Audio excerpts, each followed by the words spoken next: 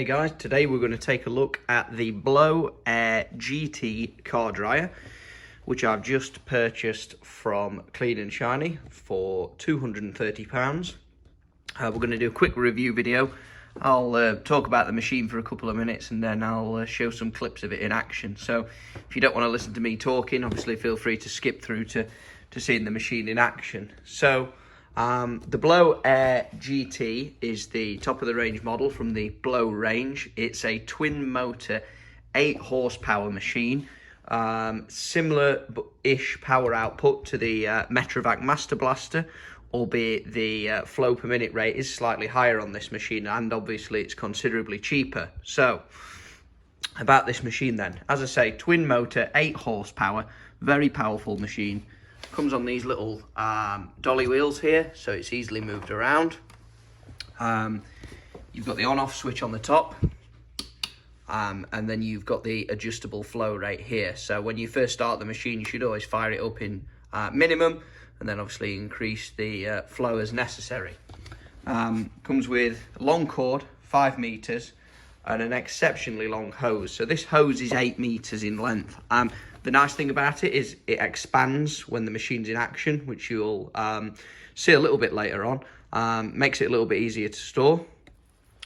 You've got a very nice feeling neoprene handle for gripping onto the hose. You obviously don't want to let go if you've got the machine turned up to full, because it's going to fly all over the place. And then it comes with 2 soft-tipped attachments. So the attachments simply twist into position, which I obviously can't do one-handed. So you get this attachment here, and you get this soft-tipped attachment here that will obviously direct the flow rate to an even more precise point. So the reason I bought this, obviously, one of the most common times to induce scratches into your vehicle is during the drying process with the drying towel. So this negates the need to touch the vehicle whilst you're drying. And secondly, there is nothing more annoying than when you've just cleaned your car, you've dried it, you come back out an hour later and you've got water dripping from the mirrors or the door handles, and you've got some nice watermarks. So this is obviously powerful enough to blast all of the water from the mirrors, from the door shuts, all that kind of stuff.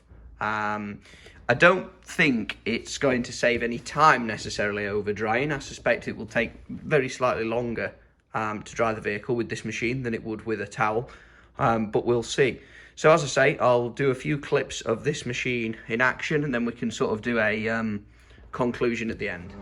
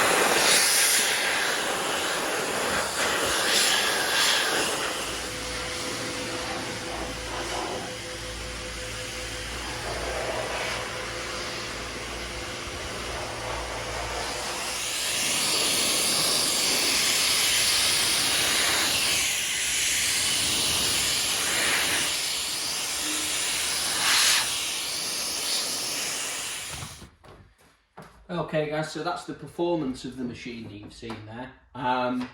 So let me know what you think in the comments. Obviously, the more protection you have on the vehicle, the more effective the blower is. So if you've got a vehicle that's got no protection whatsoever, it's not as effective as a car that has. The vehicle I've just shown you has some protection with a spray sealant, but it could be better. My advice would be to get the most powerful machine that you can afford, and realistically you're not going to do the whole vehicle with it unless you are really, really particular.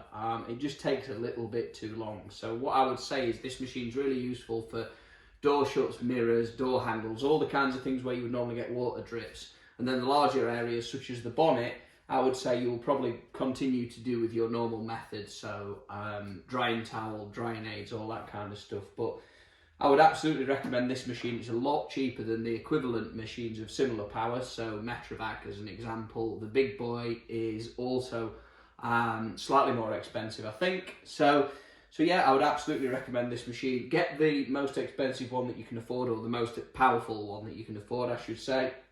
It's got a nice long hose, safe attachments at the end of the nozzle, and so far, first impressions, I haven't really got any criticisms.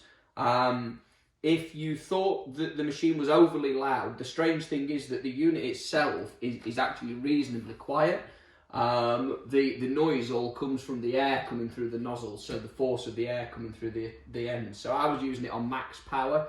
You could probably wind it back a little bit if you needed to reduce the noise slightly, and you don't want to upset the neighbours. But yeah, I would certainly recommend the Blo machine.